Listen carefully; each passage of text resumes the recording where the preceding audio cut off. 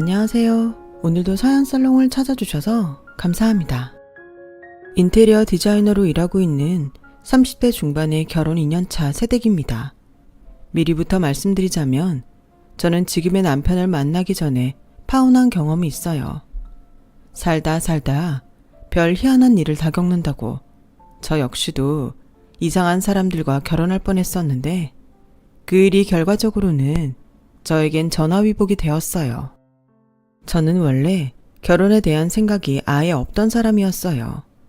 달리 결혼에 대한 부정적인 생각이 있어서 그런 건 아니고 혼자 사는 것만으로도 충분히 행복하다고 생각했기 때문이었죠. 그래서 30을 넘기고도 결혼은커녕 연애할 생각도 없었는데 제가 하는 일이 인테리어와 관련된 일이다 보니 여자보다는 남자들과 어울릴 때가 많았어요.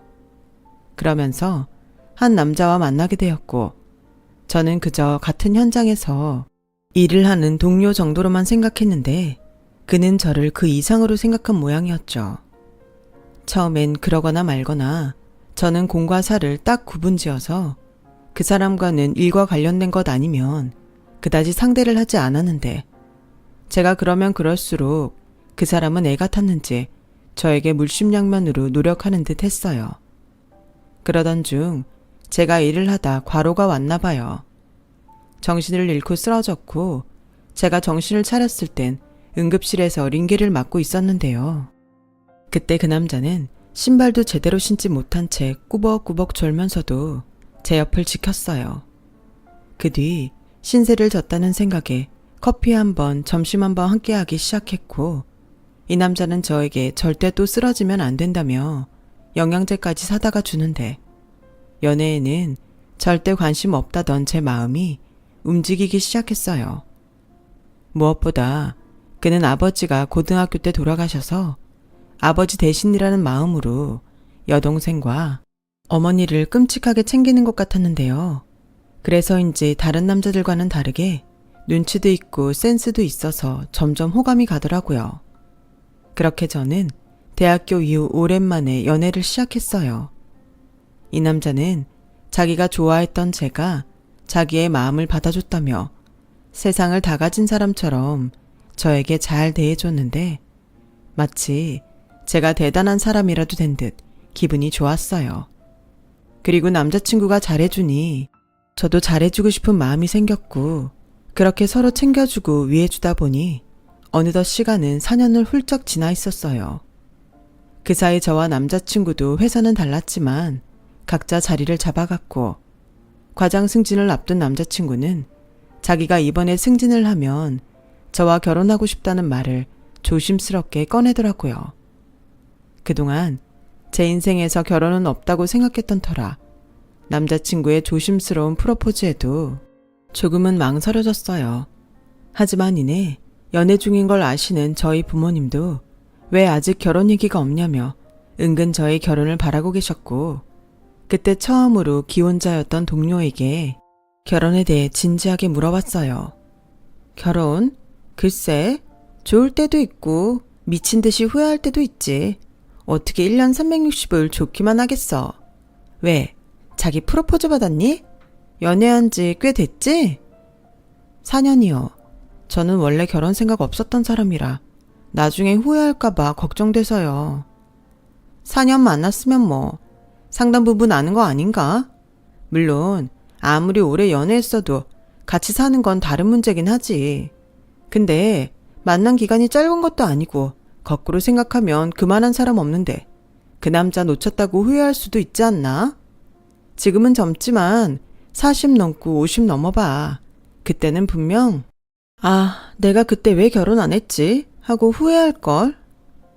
지금 생각하면 참 의미 없는 질문이었지만 선배의 그 40 넘고 50 넘어서 후회한다는 말이 이상하게도 가슴에 꽂혔고 나중에 부부가 나이 먹고 서로 의지하며 사는 모습도 예쁘겠다는 생각이 들어 저도 드디어 결혼을 결심하게 됐어요. 게다가 무엇보다 시간이 많이 지났어도 항상 저를 먼저 생각해주는 남자친구라면 결혼해도 변치 않을 거라는 대단한 착각을 했었는데 그게 문제였죠. 하지만 모든 문제는 애석하게도 시간이 지나야 그게 문제였다는 것을 안다는 것이죠. 저는 제가 후회할 짓을 한다는 것도 모른 채 양쪽 집에 인사를 가기에 이르렀어요. 우선 부산에 계시는 저희 부모님께 인사를 시작으로 저는 곧이어 남자친구 집에 인사를 가게 됐는데 그때 예비 시어머니로부터 예상하지 못한 2가지 이야기를 듣게 됐죠. 어서 와요. 우리 아들이 하도 아가씨 얘기를 많이 해서 궁금하던 차였어요. 그래, 결혼은 언제 정도 생각해요? 우리 딸이 이번 주 주말에 상견례를 하는데 나는 힘들어서 서열대로 갔으면 하거든요. 그리고 어차피 한 식구 될 거니까 말 놔도 되죠? 네, 그러세요. 근데 재혁 씨한테 그 얘기는 못 들었는데. 아, 그게 있잖아. 내가 일부러 말 안 한 게 아니고. 엄마가 말할게. 뭐 창피한 일도 아닌데 너는 말을 질질 끄니? 우리 딸이 임신을 먼저 해서 결혼을 서두르게 됐다. 그래도 그 집은 있는 집이라 오히려 잘된 일이야. 의사 집안이거든. 그래서 하는 소린데 내 말 곱깝게 들지 말고 혼수 준비에 좀 신경을 써줬으면 한다. 신혼집이야. 우리 쪽에서 30평대 아파트 하나 해줄 거니까 가구며 가전 그런 것들 어울리게 신경 좀 써다오. 의사 사위 보기에 창피하지 않게. 내 말 무슨 뜻인지 알겠니? 네? 아, 네. 신경 써서 준비할게요. 저기 언니, 그리고요. 언니 혼수 준비할 때 저도 같이 다녀도 돼요? 어차피 저도 혼수 준비해야 해서 언니 할 때 따라다니면서 시세 좀 알아보려고요. 그래, 원래 물건이란 게 여러 사람 같이 볼수록 좋다. 재혁이야, 같이 다녀봤자 뭘 알겠니? 어차피 은혜제 몸 무거워지면 정작 지 혼수할 땐 이곳저곳 못 다니니까 이참에 같이 다녀라. 저는 다른 것보다 혼수 준비를 예비 신랑이 아닌 예비 시누이랑 하라는 소리가 좀 당황스러웠지만 예비 시누이의 사정을 모르는 척 할 수는 없었기에 울며 겨자 먹기로 그러겠다고 했는데요. 그렇게 하루 이틀 시간이 지날수록 예비 시누이는 매일같이 가구는 어디 메이커가 비싸도 고급스럽다는 등 가전은 역시 대기업 상품이 좋다는 등 제 혼수품에 간섭을 늘어놓기 시작했고 처음엔 도와주겠다는 좋은 마음이었지만 점차 제 혼수가 아닌 예비 시누이의 혼수를 장만하는 기분까지 들더군요. 게다가 일 때문에 주말밖에는 시간이 없는 저였는데 임신한 후 다니던 직장을 그만둔 예비 시누이는 주말엔 사람이 많아서 평일에 다니면 좋지 않냐며 저에게 계속 휴가를 내서 다녀오자고 압박했고 저도 나중엔 예비 시누이의 뜻대로 해주기는 싫어서 거절하기에 이르렀는데 한참 마무리 중인 현장이 있어 정신없이 일을 하던 저를 예비 신랑이 찾아왔어요. 자기, 요즘 많이 바빠? 자기가 여기까지 무슨 일이야? 근처에 일이 있어서 겸사겸사. 자기 요즘 내 동생이랑 혼수 준비한다고 주말에도 바빠서 못 보잖아. 솔직히 바쁜 것도 바쁜 거지만 자기가 아닌 자기 동생이랑 혼수 보러 다니는 게 쉽지는 않네. 아무리 어머니가 같이 다니라고 말씀하셨지만 취향이 너무 다르니까 힘들다. 그나저나 자기는 이번 주도 어머니랑 친척집 가? 요즘 우리 엄마도 아들, 딸 둘 다 결혼시킨다고 바쁘네. 자꾸 뭘 도와달라고 하시네. 이번 주도 운전기사 노릇해야 할 것 같아. 알겠어. 근데 있잖아. 이런 말 좀 그렇긴 한데 아가씨가 좀 극성인 것 같아. 나는 혼수도 혼수지만 일도 해야 하는데 자꾸 휴가 내서 지방에 있는 쇼룸에 가자고 하니까 은근 스트레스 받아. 우리 일은 일정이 중요한데 내 동생이 잘 몰라서 그래. 자기가 좀 이해해주라. 그리고 원래 내 동생이 언니 있는 친구를 많이 부러워했거든. 자기가 언니 같은가 봐. 그러니까 귀찮아도 자기가 동생이라고 생각하고 받아줘. 어차피 걔도 시집가면 자주 못 보게 될 거잖아. 그래도 가끔은 너무 지나쳐. 우리 혼수하는 건데 자기 혼수하는 것처럼 굴어. 그랬어? 내가 이놈의 기집애한테 한 소리 해야겠네. 벌써부터 우리 셋이 힘들게나 하고. 내가 오늘 저녁엔 따끔하게 뭐라고 한 소리 할게. 아, 무슨 말을 못해. 아니야. 괜히 싸움 붙이지 말고 아무 소리 하지 마. 그냥 내 기분이 가끔 그렇다고. 그냥 투정 부리는 거야. 어쩌면 우리 색시는 투정 부리는 것도 이렇게 귀여워. 자기야, 내가 우리 결혼하면 진짜 잘할게. 내가 자기랑 결혼해서 얼마나 행복한지 알아? 이 세상에서 나보다 행복한 사람은 아마 지구상엔 없을 거야. 말 한마디가 천냥빚을 갚는다고 예비 신랑은 말을 참 잘했어요. 그래서 얄미운 예비 시누이 문제도 그렇게 순간순간 잘 넘겼는데 본격적으로 혼수들을 구입하면서 고질적인 문제는 끝내 터지고 말았어요. 언니, 식기세척기 진짜 안 사요? 요즘 그거 없는 집에 어딨어요? 진짜 편하고 좋다고 하던데? 저 설거지 좋아해요. 애당초 기계가 해주는 거 믿을 수도 없고요. 에이, 요즘 기술이 얼마나 발달했는데 그러지 말고 하나 사요. 그냥 그 돈으로 다른 걸 하나 더 살래요. 치, 식기세척기 사야 하는데. 그럼 알겠어요. 다음엔 우리 소파 보러 가야 하죠? 전에 제가 말했던 백화점 브랜드 거기 갈까요? 아니요. 소파는 아는 분이 직원가로 주신다고 해서 이미 카탈로그 보고 주문했어요. 어머, 저랑 상의도 없이 이미 주문을 했다고요? 어디 브랜드인데요? 어쩜 소파 같은 대형 가구를 언니 혼자 결정할 수가 있어요? 아가씨, 저랑 오빠가 쓸 물건이에요. 오빠랑 상의해서 주문했는데 무슨 문제가 있나요? 아니, 제가 봐둔 게 있어서 그렇죠. 언니네 신혼집에 잘 어울릴 것 같았는데 이미 알지도 못하는 걸 샀다고 하니까 서운해서 그렇죠. 신경 써줘서 고마운데 자꾸 이렇게 하나하나 간섭하면 서로 힘들 것 같지 않아요? 이런 말 조심스러워서 안 하려고 했는데 방금도 제 혼수를 사는 건지 아가씨 혼수를 사는 건지 모르겠잖아요. 언니, 말이 좀 지나치시네요. 저도 결혼 준비를 하는 입장이라 제 의견을 말한 것 뿐인데 그렇게까지 말하면 제가 뭐가 돼요? 언니네 물건이라도 최대한 좋은 걸로 권하고 싶어서 이것저것 같이 알아보자고 하는 건데 저도 가지고 있는 예산에서 최대한 좋은 걸로 하려고 여기저기 알아보고 결정한 거예요. 근데 아가씨는 무조건 백화점, 무조건 비싼 것만 보자고 하니까 솔직히 좀 버겁네요. 아니, 저희 엄마가 혼수 신경 쓰라고 했던 말 벌써 잊으신 거예요?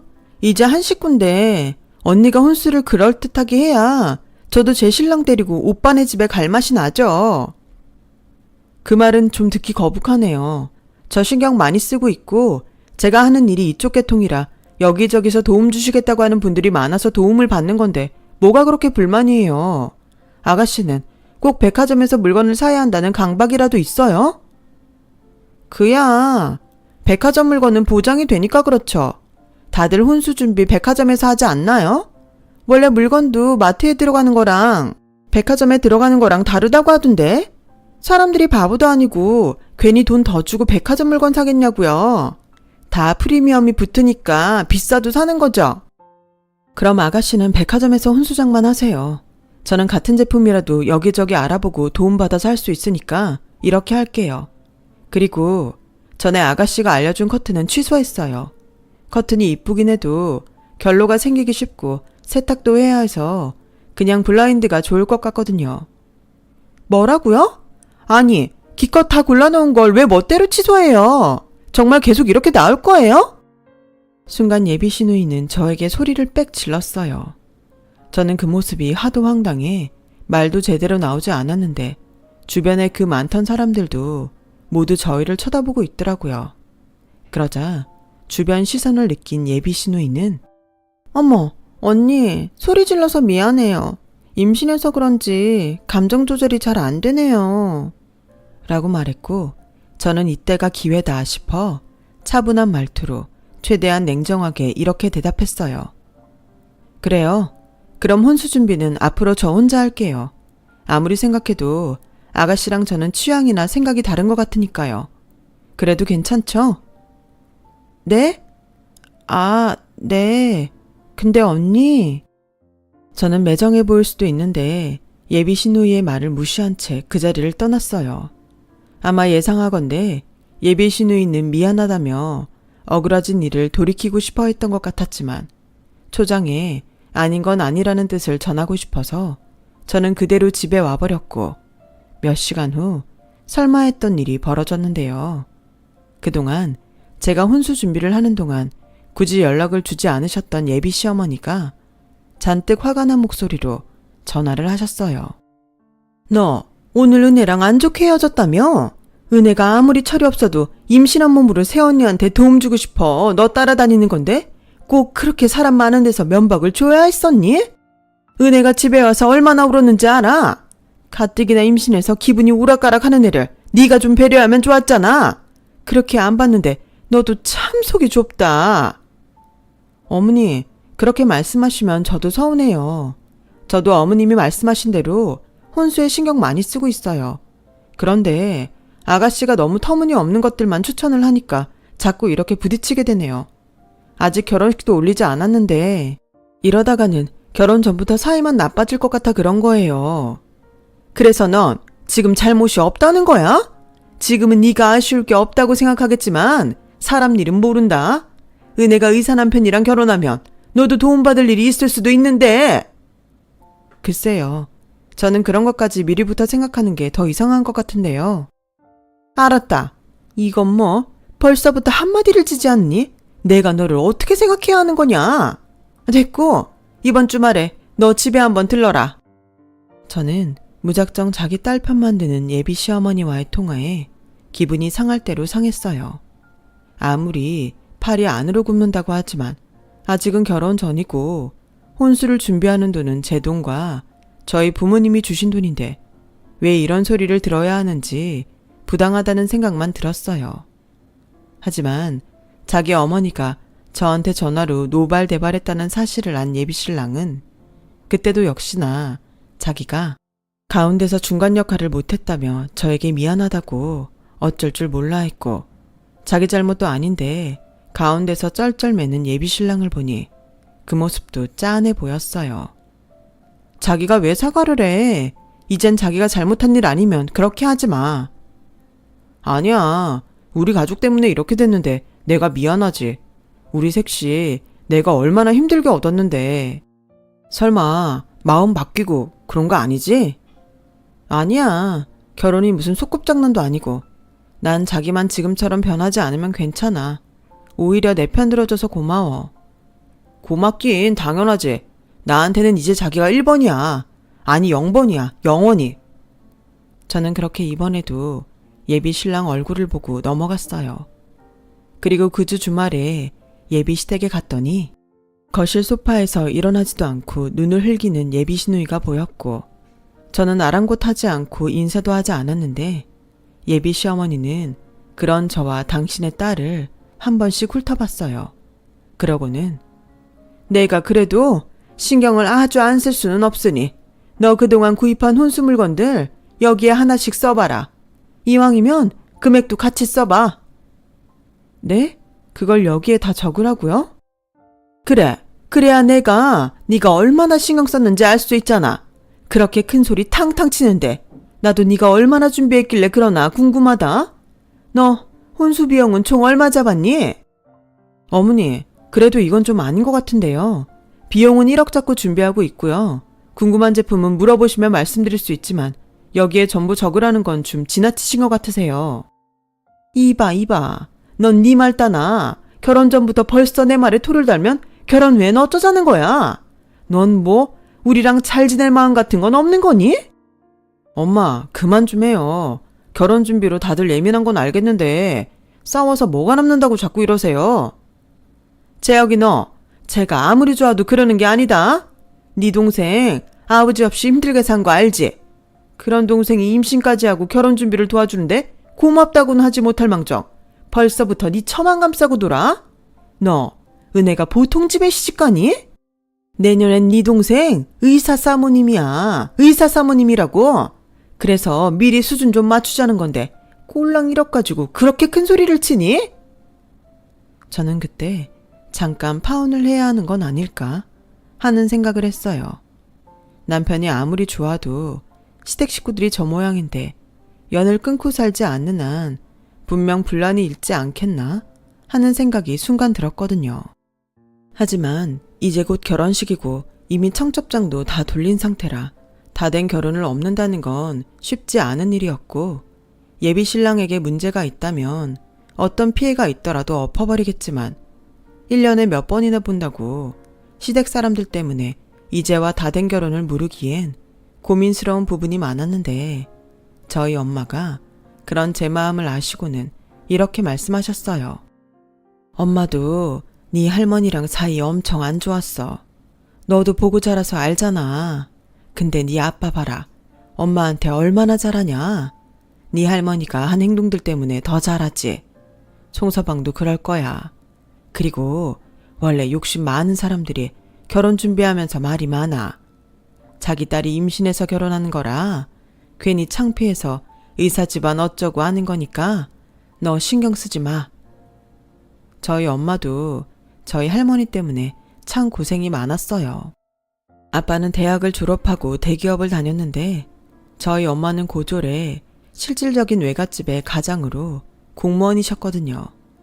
그래서 걸핏하면 돈 벌어서 처가 식구들 다 퍼준다고 할머니가 저희 엄마를 쥐잡듯 잡았고 할머니가 그러면 그럴수록 아빠는 무조건 저희 엄마 편만 그렇게 들었어요.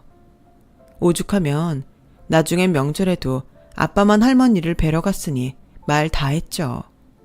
그렇다 보니 저희 부모님은 예비 신랑이 저한테 하는 모습을 보고 예비 시댁에서 하는 말과 행동들을 크게 생각하지 말라고 하셨고 저도 보고 자란 것이 있어 그랬는지 남편만 내 편이면 저도 저희 엄마처럼 그 정도는 거뜬히 무시할 수 있다고 생각했어요.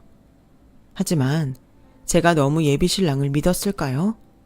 결혼을 일주일 남겨두고 그야말로 뒤통수를 제대로 맞고 말았는데요. 생각해보면 그 즈음부터 조금씩 이상하긴 했어요. 결혼식을 2주 정도 앞두고 있을 무렵이었는데 예비 시어머니가 갑자기 점심을 사주겠다며 제가 있는 현장으로 오셨고 평상시 그런 모습을 본 적이 없었기에 저는 긴장할 수밖에 없었죠. 예비 시어머니는 마치 당신이 좋은 시어머니인 것처럼 포장하기 시작했어요. 결혼도 얼마 남지 않았는데 내가 곰곰이 생각을 해보니 재혁이 말처럼 우리가 전부 예민했던 것 같아. 이제 너도 우리 식구인데 내가 너를 감싸야지. 그동안 많이 서운했지? 미안하다. 자식을 한 해 둘 다 결혼시키려고 하니 나도 모르게 그런 말을 했다. 우리 이미 끝난 일은 그냥 넘겨버리자. 그러니 지원이 너도 이제 그만 기분 풀어. 원래 남남이었던 사람들이 가족이 되려면 이렇게 한 번씩은 부딪히고 그러는 거야. 그러면서 서로를 알아가는 거지. 오늘은 그런 의미에서 내가 밥 한 끼 살 테니 맛있게 먹고 우리 앞으로 잘 지내보자. 네, 어머님이 그렇게 말씀해 주시니까 저도 앞으로 잘할게요. 그래. 아, 그리고 혼수품은 언제 신혼집으로 들어가니? 이제 곧 있으면 식 올리는데. 다음 주면 전부 다 들어가요. 일부러 결혼식 일주일 전에 전부 넣으려고 일정 맞췄거든요. 결혼식하고 신혼여행 다녀오면 바로 들어갈 수 있게 했어요. 그래? 잘했다. 미리 물건들이 들어가야 뭐라도 이상이 있으면 빨리 처리를 하지. 역시 네가 똑 부러지게 잘했다. 무슨 바람이 들었는지 예비 시어머니는 그날따라 무척이나 저한테 잘해주시더군요.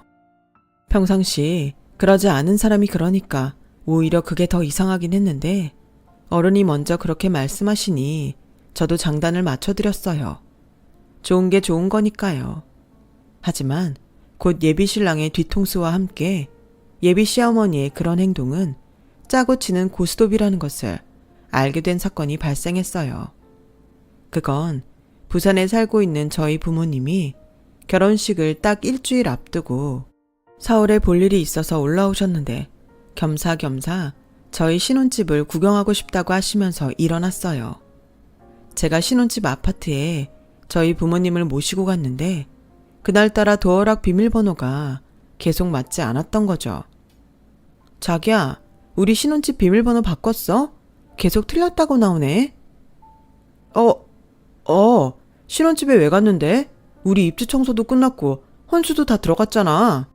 그리고 요즘 자기 새로 들어가는 현장 때문에 결혼식까지 꼼짝없이 바쁘다고 하지 않았어? 바쁜 건 맞는데 내가 오늘 우리 부모님 서울 온다고 말하지 않았어? 우리 부모님이 신혼집 보고 싶다고 하셔서 내가 지금 모시고 왔거든. 근데 비밀번호는 왜 나랑 말도 하지 않고 바꿨어? 아, 그게 내가 자기한테 비밀로 하고 준비하는 게 있어서 이렇게 신혼집에 갈지 몰랐지. 저기 미안한데 장인 장모님한테는 신혼집 다음에 보여드리면 안 될까? 내가 나중에 다 설명할게. 뭐? 여기까지 오셨는데 그냥 가라고? 자기가 뭘 준비했는지는 모르겠지만 그냥 비밀번호 알려주면 안 돼? 아직 준비가 덜 됐거든. 진짜 부탁할게. 순간 무슨 촉이었는지 모르지만 저는 싸한 기분이 들었어요. 그래서 일단 말은 알았다고 했고 바로 핸드폰으로 검색해 도어락 열어줄 사람을 불렀는데 글쎄 신혼집 아파트 안은 창문에 블라인드만 빼고 물건이 하나도 남아있지 않았어요. 심지어 수저 한 짝도 남아있지 않았는데요. 저는 물론이고 저희 부모님은 심한 충격에 빠지고 말았어요. 왜 아니겠어요. 자그마치 1억을 들여서 장만한 살림살이들이 싹 사라졌는데요. 그리고 문을 열고 들어온 지 10분도 채 지나지 않아 예비 신랑은 땀을 뻘뻘 흘려가며 뛰어왔고 신혼집 현관문이 활짝 열린 것을 보더니 아주 얼굴이 종이짝처럼 창백하게 변해버리더군요. 그리고 저는 예비 신랑으로부터 정말 믿을 수 없는 충격적인 사실을 알게 됐는데요. 지금 생각해도 너무 기가 막혀요. 이게 다 어떻게 된 일이야? 우리 물건 다 어디로 갔어? 그게 있잖아. 사실은 여기 있던 우리 물건 지금 은혜네 신혼집에 있어. 뭐라고? 자네 지금 그게 무슨 소린가? 죄송해요 장모님. 그게 저희 집에 사정이 있어서 정말 죄송합니다. 그때였어요. 예비 신랑에게 소식을 들었는지 예비 시어머니와 예비 시누이가 뒤늦게 저희 신혼집에 도착했고 예비 신랑이 땀을 뻘뻘 흘리고 있는 걸 본 예비 시어머니는 뭐가 그리 당당한지 그 뚫린 입으로 이렇게 말을 하기 시작했죠. 많이 놀라신 것 같은데 제가 다 설명하겠습니다. 우리 딸이 얘네들 결혼하고 곧장 또 식을 올려요. 근데 우리 애가 임신 중이라 혼수 장만하는데 좀 무리가 있어서 새애기가 장만한 혼수를 잠깐 빌리기로 했어요. 정말 빌리는 겁니다. 곧장 갚을 거예요. 저기 제가 듣고도 믿을 수 없어서 그러는데 빌린다고 하셨는데 누가 빌려준다고 했죠? 우리 딸이 그랬습니까? 아니면 당신이 그랬어? 여보, 지금 그게 무슨 소리예요? 결혼식이 코앞인데 누가 뭘 빌려줘요? 들으셨죠? 저희는 아무도 댁내에 혼수품을 빌려준 적이 없습니다. 그런데 누구 허락받고 빌려가신 거죠? 그야 우리 아들이요. 우리 아들도 쓸 물건이니까 그렇게 하기로 했어요. 근데요, 정말 오해는 하지 마세요. 저희 딸이 이번에 의사랑 결혼하거든요. 결혼만 하면 제 딸이 더 좋은 걸로 채워주려고 했습니다. 정말입니다. 그러니까 결국엔 다 계획된 거였네요. 아가씨가 제 혼수품에 이러쿵저러쿵 했던 게 사실은 저희 돈으로 자기 혼수품을 장만하는 거라서 그랬던 거죠? 자기야, 정말 미안해. 저쪽 집안에서 혼수 가지고 예민하게 굴어서 어쩔 수 없었어. 우리 집에 1억은 고사하고 몇 천도 없는데 그것들을 다 어떻게 해? 정말 황당하다. 결국엔 자기도 날 속인 거네. 그래서 결혼 엎어질까봐 그렇게 빌었던 거니? 솔직히 자기랑 나는 천천히 다시 하나하나 장만해도 되잖아. 우리는 거래처도 많이 알고. 그 입 닥쳐. 그래서 뭐 결혼식만 먼저 올리고 들키면 괜찮다고 생각했어? 저는 당장이라도 폭발할 것 같은 눈으로 예비 신랑을 노려봤어요.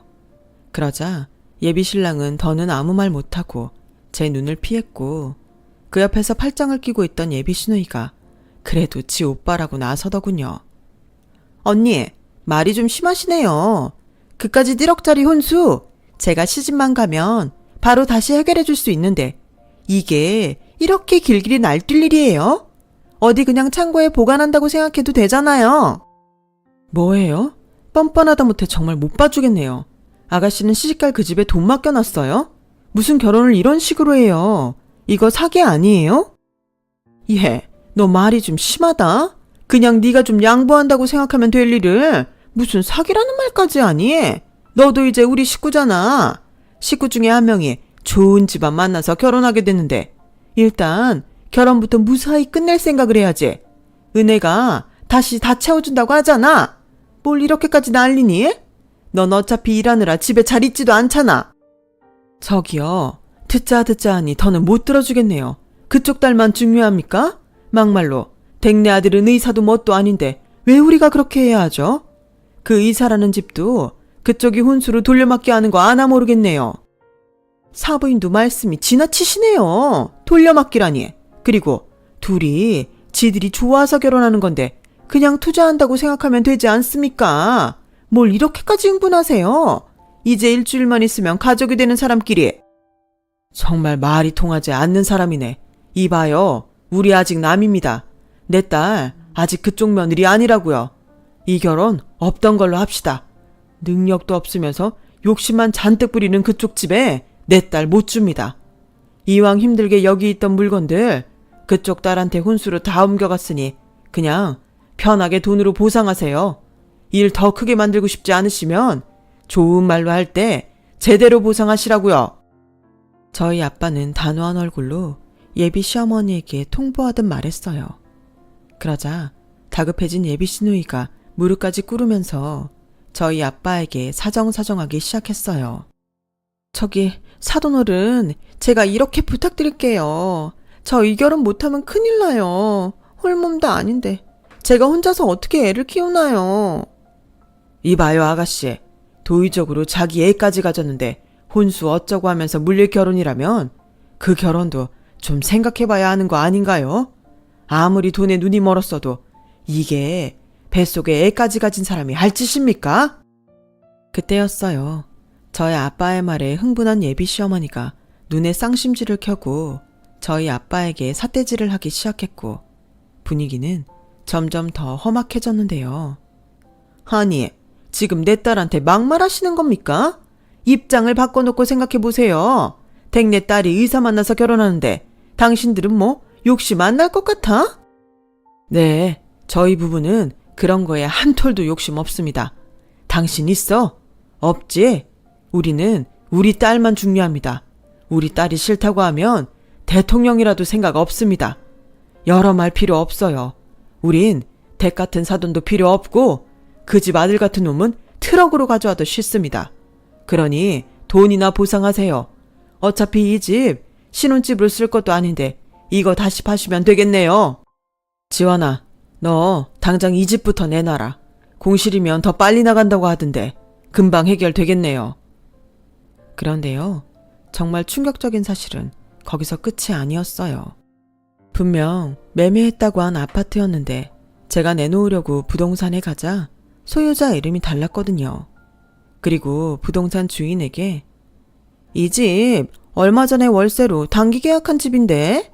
라는 말까지 듣게 됐는데 도대체 어디까지 저를 속였는지 소름이 끼칠 지경이었어요. 나중에 이 사실까지 안 저희 부모님은 사돈이 될 뻔했던 그의 어머니에게 도대체 어디가 끝이냐며 따져 물었고 저를 당신 딸 결혼시키는데 이용할 목적이었던 거 아니냐며 노발대발하셨는데 결국 화를 참지 못한 저희 아빠가 그 의사 사돈을 찾아가서 대신 받겠다고 의림장을 놓아버렸어요. 그러자 세상에서 가장 무서운 일이 그거였는지 그렇게 뻔뻔하기만 했던 그의 어머니와 그의 여동생은 제발 그것만은 말아달라며 빌기 시작했어요. 당장 사채라도 끌어다 갚아주겠다면서요. 그리고 이번에도 남편이 될 뻔했던 그 남자가 저를 찾아와 살려달라며 빌기 시작했는데 월세로 계약한 그 아파트를 이번에도 여동생이 결혼만 하면 비슷한 평수로 사주겠다고 약속을 했던 거라고 하더군요. 참, 끝도 없이 찌질한 인간이었어요. 예전엔 착해서 짠해 보였던 그였는데 그때는 오만정이 떨어졌는지 꼴보기 싫더라고요. 어쨌든 자기도 그 말을 믿고 한통속으로 저를 속였던 거니까요. 그래서 어떠한 선처도 바라지 말라며 돈을 갚지 않으면 소송은 물론이고 이 바닥에 소문을 내겠다고 저 역시 경고를 했어요.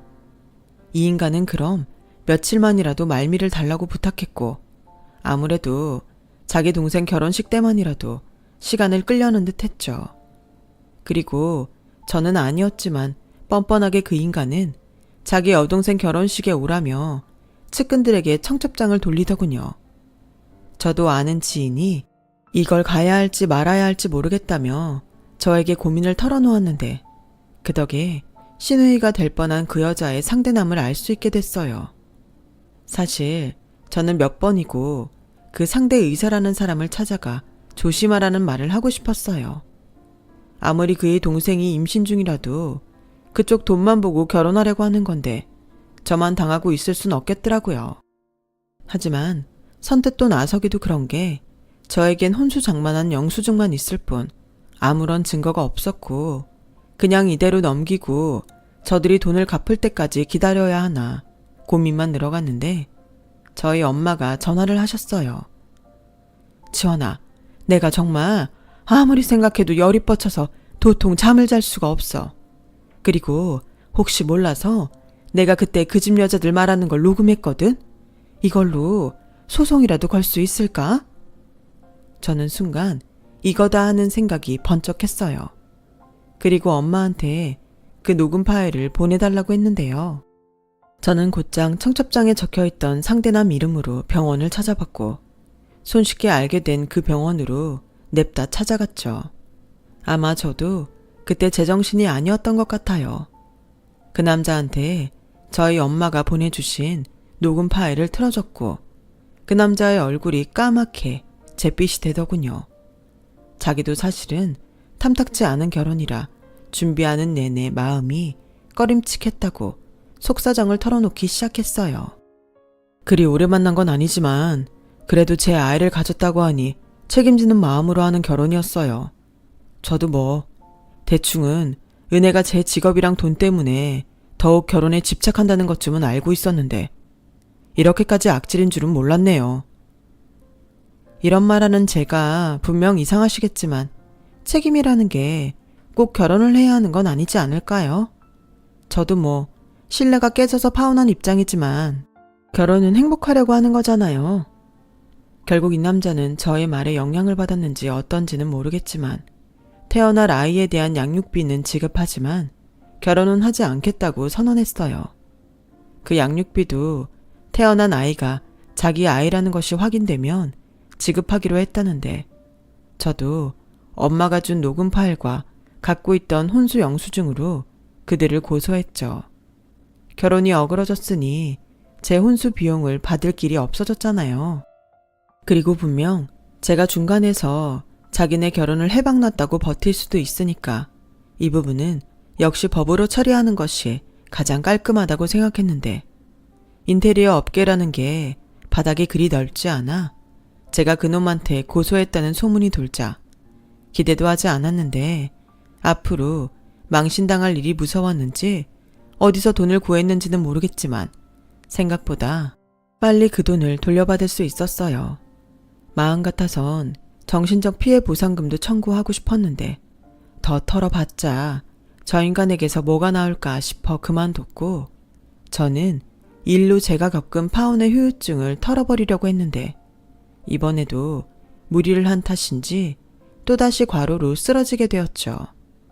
그리고 정신이 들었을 땐 회사 동료가 저를 응급실로 데려온 후였는데요.